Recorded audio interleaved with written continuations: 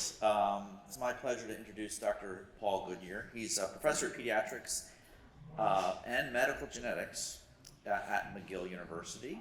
And Paul has done a lot of incredible work with rare disease, whether it be the PAX2 mutation, cystinosis, I think X-linked hypophosphatemic rickets, and there's some exciting stuff to tell you about some pioneering work for using mRNA technology to treat cystinosis. So thanks for coming. Sure. So I'm really going to talk about an idea. So this is just at the very early stages, but the reason I told Rick that it might be fun to do this is simply as part of transition, you need to believe there's something on the other side. And so I've always been thinking about what more could we do. And so this little capsule of some data from 2012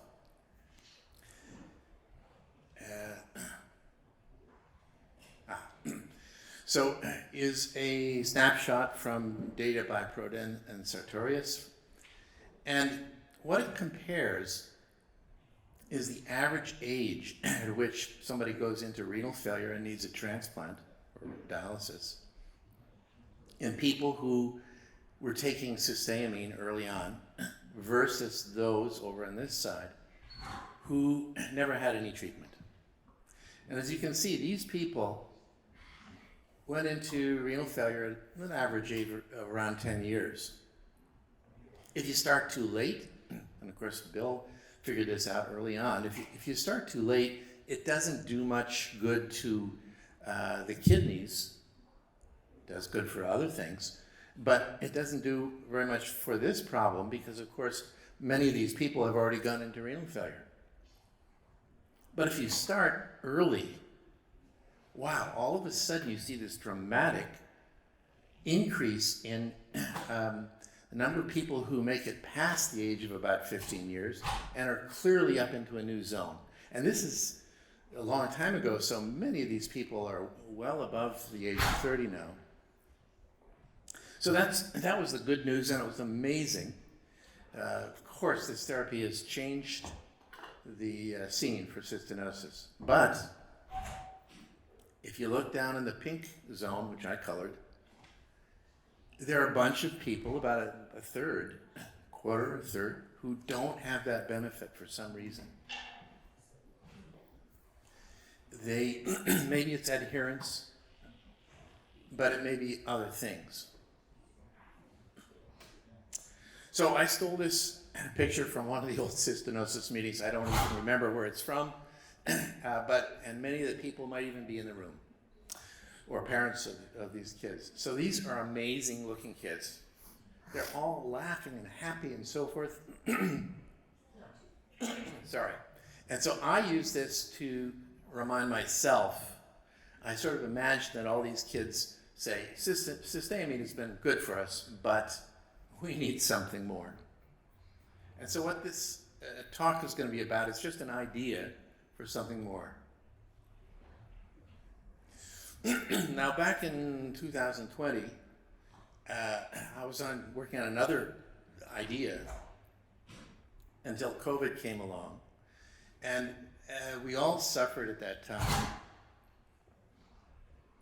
But Milton said long ago, every cloud has a silver lining. And what he meant was, the darkest cloud brings with it a little ray of light poking over the edge, which might be good. So for me, the black cloud of the COVID came with this fellow, Paolo Martini, who was the CSO for Moderna, and he came to McGill. I want to go back. We'll wait. So Martini came to McGill in 2020, and he told us about this amazing new mRNA technology, which was used to make the COVID vaccine. So that was really cool. But he also said, I went to dinner with him, and we were talking about this over some beer or something, and he said, we are actually starting to imagine that this could be used for rare disease. And so I said, how about cystinosis? And he said, what's that? Actually, he knew. So he said, he thought about it with me, and he said, I think it's possible. So I went back to McGill. He took off to Boston, and then the COVID came, and my lab shut down, and it was a pretty bleak period. But I began to think about this as a possibility. So just step back now, a little science behind the mRNA technology that was used to make a COVID vaccine.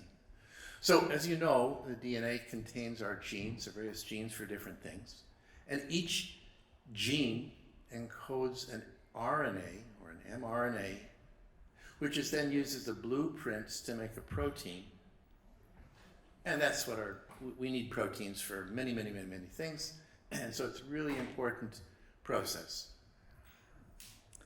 What Moderna and Pfizer were able to do is to know the sequence, the gene code for these little red spikes that are on the COVID. And they could plug them into a computer and just type them in and produce the RNA that corresponded to that chemically. So then you have some mRNA that looks like the code for one of these spikes. They would wrap that blue RNA into a lipid droplet, shake it up in a little vial, and most of the people in this room have probably had a shot of this stuff in their arm. And it worked. Why did it work? Because when that stuff gets into your circulation, it travels around, and in every cell, there's a system to take it up. The little lipid droplets are just sort of engulfed by the edge of the cell. They get inside the cells. They release the RNA. And our silly cells just says, well, we've got another job to do. Let's get to it. And they produce spike protein inside those cells. Now, of course, this is a weird protein. It's not supposed to be there. So our immune system, as soon as it gets the word, starts producing antibody against that foreign protein. Our cells have done all the work with this little blueprint from Moderna or Pfizer, and produces the protective antibody, which then protects us against COVID. So, in the case of cystinosis, what is imagined is that we, of course, are missing the genes because we've got some kind of a mutation that wrecks the genes, so we can't produce any RNA which would produce the protein and so forth. But if we turn this over to a company who could produce this, type in the code for CTNS, the gene for the absence of which causes cystinosis, we would have some RNA, which is exactly the RNA that's missing. And then it could be included in the same kind of a little lipid droplet, shaken up, stuck into a vial, and produce not the COVID spike protein, but cystinosin, which should be replacing the very thing that is at the heart, the starting point for cystinosis, for the disease in the cells. So, we, after COVID was settling down and it became possible, I was in touch with Paolo, and he, so I said, I guess the COVID business is settling down. Could you take this on? And he said, sure. So he put me in touch with one of the senior scientists there, and we started talking about this. The other key was to go to the Cystinosis Research Foundation and make a proposal to them. And so we have a grant for this to get started. It just started back a few months ago in January. So one of the first things I did with Moderna people was to talk about a fact that popped up years ago, 10 years or so ago. Francesco Emma in Rome realized that there were actually two types of cystinosin in our cells. Here's the regular one, a picture of it. It sits in the membrane of our lysosome, and it helps the cysteine get out. But there was another type, about 15% of all the cystinosin in our cells, which has a weird kind of extra tail. All the rest is the same, but it's got some little bells and whistles on it that are different. And it's not, and Francesco said, this other stuff doesn't sit just in the lysosome, it's out here somewhere. It's in the cell, it's up in the side of the edge of the cell, and it's distributed throughout the whole cell. We don't know what it's doing. So it occurred to me that we had to not exclude the possibility that this stuff was important for something, autophagy or one of these other magical things that seem to be part of cystinosis. Clearly we have a drug which helps with the efflux of cysteine from the lysosome, but all these other things may not be covered by that. So from the start we said we better not exclude the other thing, we'll make RNAs for both. So we spoke to people at Moderna and we said we need to make an RNA, if we're going to get serious about this, that encodes the regular one, but you better make us another RNA for the second one. So this is Megan Brundage. She's a lovely scientist at Moderna, and so I spoke to her and I said, here's what we need. We need 2 different mRNAs. I told her the sequences from them, and I said, we need also some little ways to track it. So could you put glow-in-the-dark kind of tag on the cystinosis so we can see where it is? And she said, sure, we can put that in the front, or we can put it in the back, and we can put it on other little tags that you can measure in different ways. We can think of all sorts of things because we know how to add these when we type in the code on the RNA on the computer. And so we can make you all these things. And I said, we'll take them. So in February, she sent us a bunch of mRNAs to test.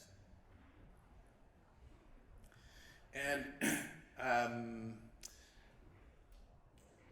up here are the 2 RNAs I've depicted with a fluorescent tag on it so you could see them.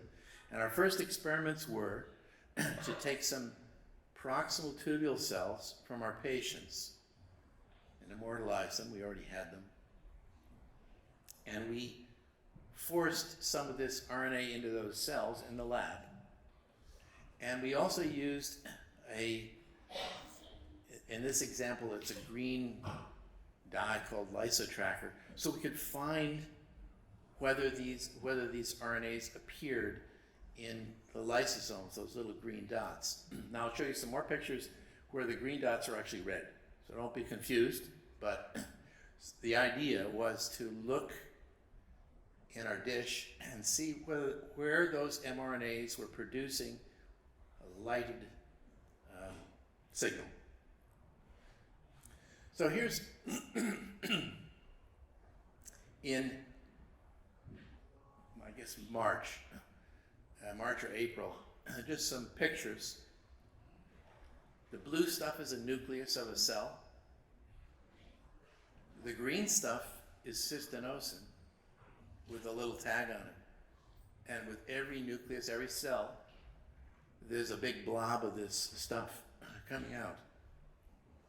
This is a little bit higher power view of this. There's the nucleus, and these are lysosomes full of CTNS that was produced by the RNA. How do I know? Because if you use that red tag now to identify lysosomes, it's exactly in the same spot.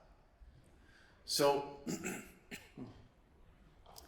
we figured we had a first mRNA for the classical type of cystinosin that people need, and that this one was going to work, and it went to the right place. What about the second one? So she made a bunch of RNAs that for the second type of cystinosis in the cell, and you can see that this is completely different, and it matches what Francesco saw years ago when he first described this stuff. And instead of being, let's say, in a big cluster of the lysosomes as they're being produced here, next to a nucleus, this stuff is scattered around the cell all through the cytoplasm, up at the edge of the cell, and it fits. So I figured we had two good RNAs that could be used, and we had some other versions of this as well. But can it really be given safely to a human, these RNAs? Well, Moderna and Pfizer are way ahead of this problem, because for 5, 6, 7 years they've been testing this. And for this purpose, this type of purpose, actually these are just some diseases for which Moderna is trying to fix, the rare diseases that Moderna is already working on. And you can see that, let's say this one, propionic acidemia, a very rare disease, they've already launched into this, and they're already into phase 2 clinical trials. And these are all the diseases that they have in the pipeline so far. We're hoping to put cystinosis in as number 7, I guess. So this is a report. This is out of date, but this is from a year ago. This is their safety data in using this approach for propionic acidemia. As I told you, now they're actually in phase 2 clinical trial. They had sites in London. I think that's England, but it might have been Canada. There certainly was Toronto, and there are several sites here in the US, so Duke, Michigan, UCLA. And at that point, a year ago, they had treated 16 patients. 5 of them had been treated for more than a year, and it was being given as a shot every 2 weeks. They actually started off at 3 weeks and moved it down to every 2 weeks to be sure they were going to see an effect. Now, they have not reported their efficacy data for propionic acidemia, but they've told me that they can produce more than the normal amount of mRNA in patient cells when they do this. So I mentioned that, but that's going to be an issue. How much can you produce? So they reported that aside from the needle stick, there have been no serious adverse events. So encouraging. And of course, they've been working on this for many years, and they have developed those little lipid nanoparticles. They're called lipid nanoparticles, which deliver the RNA. And they've been doing this for years and worked out many of the kinks so that they now can do this safely. Now, the issue is going to be that the diseases they have studied are mostly diseases, rare diseases that affect the liver. So the question is going to be whether the delivery system that has been worked out so far can get it into the tissues that we care more about: the kidney, the back of the eye, the muscles, the things that are important in cystinosis. And how much do we actually need to get into a tissue to make it feel better? This is an old slide from Bill Gall. It's so old, he probably has even forgotten this experiment. And what he got us started, or he put some formal basis on an idea that, which is simply that since parents of a cystinosis child are fine, he proved that actually those parents are making half as much functional cystinosin protein to let lysosomes out of, let cysteine out of lysosomes. So here's the graph. He figured out how fast cysteine can get out of a normal lysosome, and a person who has one gene missing, and people who have no gene to work with. And of course, the efflux of cysteine from the lysosome was 0 in the patients, and it was great in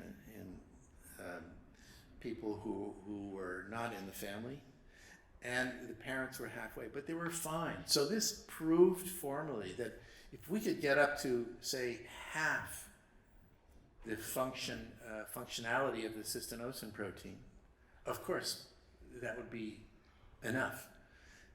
The big question is, how far down can we go? How little can we make and still rescue a cell? And I think one of the clues from this is from this paper by Annixter from long ago, and it was simply the report of a person or a couple of people with ocular cystinosis. So all they had was just, the disease was so mild, they just had some crystals in the eye, but their kidneys were fine, their muscles were fine, everything was good. And they did some experiments to show that the amount of RNA for CTNS in those patients was about 10%. So I think that as a target, I'm going to be looking for a system to deliver enough RNA to get to about 10%, and we would presumably be able to convert a disease that wrecks the cell to a disease which is pretty mild. I mentioned this before, but Moderna chose liver diseases for a reason, and that is that the liver just gobbles this stuff up and sucks it into the liver cells and takes more than its share of a delivered dose of these lipid nanoparticles. However, they are very interested, the company is very interested in producing variants by changing the constituents on the outside of this, changing those lipid nanoparticles so that a fraction of them get into the kidney, for example, and the muscle. And they have developed some variants of their lipid nanoparticles that get the RNAs into these other tissues. They don't even know how much yet. They haven't been able to calculate that. All they can do is see it with trackers. But that's going to be the big challenge, I think, is to take this technology, which is great for the liver, and figure out which variants of the delivery system will get it into the tissues that we care about. So I like this picture because, it's a fjord down in the South Island of New Zealand, and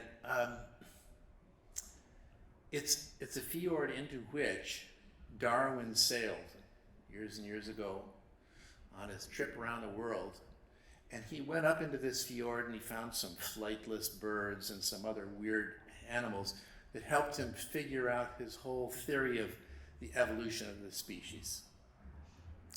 And so I think that this mRNA idea, this new technology, could be a great, it's just fascinating. We don't know, however, what's around the corner. We don't know whether it's going to work because of some glitch or some other problem.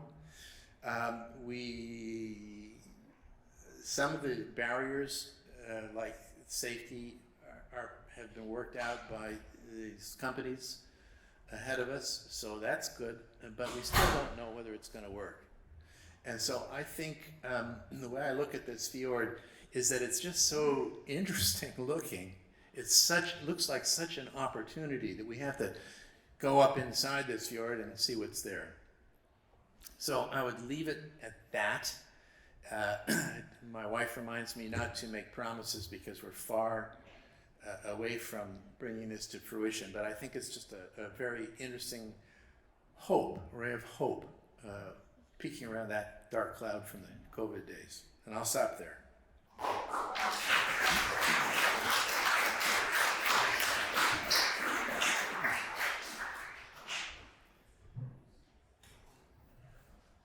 So, I'm probably ready to move on or to questions. Yeah.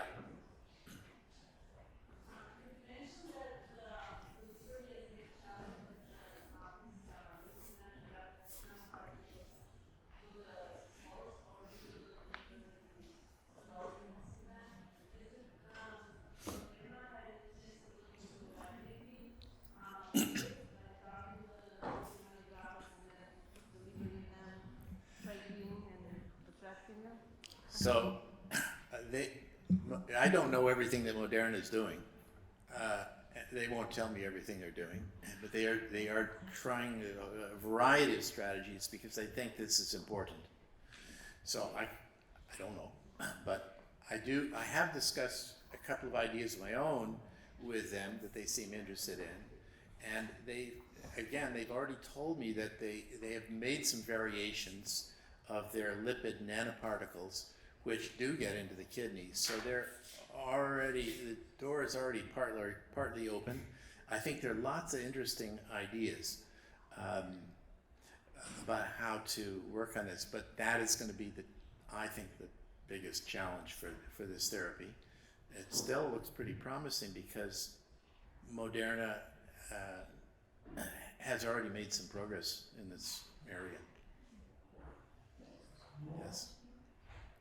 Is there evidence for delivery into the brain, muscles, or brain? Yes, I know that Moderna has some lipid nanoparticles that get into brain. They're very interested in CNS disease, but I don't know if they're the same ones that get into the kidney. And so they're not allowed to tell me, and I don't want to know about some of their trade secrets. So I can't speak for them. I just know that they are interested and they've got some formulations that get there. Okay.